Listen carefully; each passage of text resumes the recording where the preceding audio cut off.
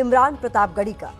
इमरान प्रतापगढ़ी उर्दू और हिंदी के कवि हैं, लेकिन ये कवि कल जब सदन में अपनी बात रख रहा था तो ऐसा लग रहा था कि मानो बिल के खिलाफ मुसलमानों की आपत्तियों पर एक कविता पढ़ रहा हो, जिसमें सरकार पर हमले भी थे, गुस्सा भी था, गुजारिश भी थी और तथ्य भी। हम तो वो तारीख है, जहनों में रहना है जिसे, कागजी पुर्जे नहीं जो फाड़ डाले जाएंगे। जिस जमीन पर मैं खड़ा हूं ये मेरी पहचान है। आप आंधी हैं तो क्या मुझको उड़ा ले जाएंगे? इमरान प्रतापगढ़ी ये नाम किसी पहचान का मोहताज नहीं है, लेकिन सदन में 15 मिनट तक प्रतापगढ़ी ने वक्फ बिल पर जो भाषण दिया वो पूरे देश में चर्चा बन गया है।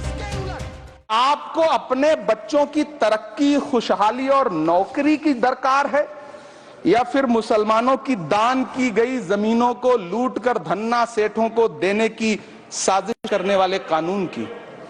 सभापति महोदय, यह सरकार रात के 3 बजे तक पूरे देश को जगा करके संसद में अपने ही नागरिकों को नीचा दिखाने के लिए वक्फ बिल ला रही थी, तो उधर रात के 1:30 बजे अमेरिका हम पर 26% टैरिफ लगा रहा था। कांग्रेस के राज्यसभा सांसद इमरान प्रतापगढ़ी बार बार अपने भाषण में सरकार से सवाल पूछ रहे थे कि मुसलमानों के साथ परायों जैसा बर्ताव क्यों किया जा रहा है।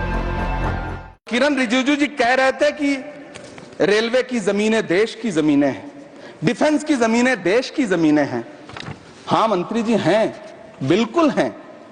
ये जो वक्फ की जमीनें हैं ये हमारे पुरखों ने धार्मिक कामों के लिए डोनेट किया है, तो हम भी तो इसी देश के नागरिक हैं, हम भी तो इसी देश के बेटे हैं, तो वक्फ की जमीनें भी तो इसी देश की जमीनें हैं। उनको पराया क्यों बोलते हैं आप?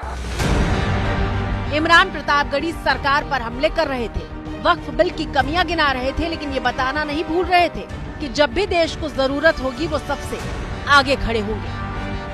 मैं इस सदन में अलल ऐलान ये कहता हूं कि जब भी इस देश की जमीन को लहू की जरूरत होगी, आपसे 2 कदम आगे इमरान खड़ा मिलेगा, ये मैं आपसे यकीन दिलाते हुए कह रहा हूं। चरागों के सफर में दबदबा हो आंधियों का तो फिर अंजाम जुल्मत के सिवा कुछ भी नहीं होगा।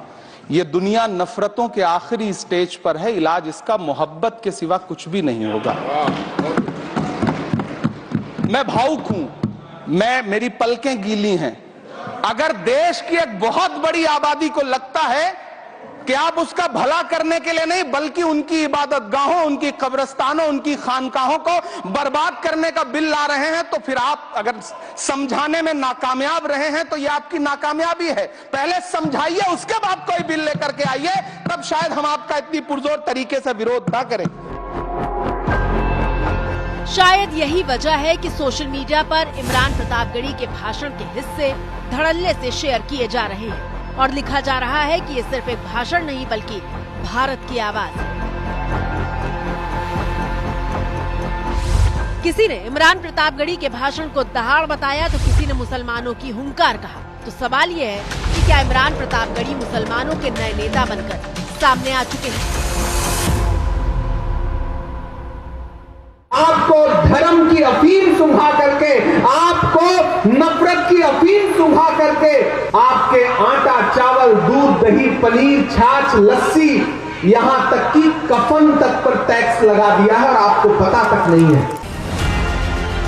उत्तर प्रदेश के प्रतापगढ़ के रहने वाले इमरान प्रतापगढ़ी को करीब 2.5 साल पहले कांग्रेस ने राज्यसभा भेजा था। 2.5 साल में इमरान प्रतापगढ़ी ने कांग्रेस पार्टी में मुसलमानों के नेता के तौर पर खुद को स्थापित करने का काम किया है। तुमने एक रंग के ख्वाब देखे मगर हमने हिंदुस्तान को तिरंगा दिया।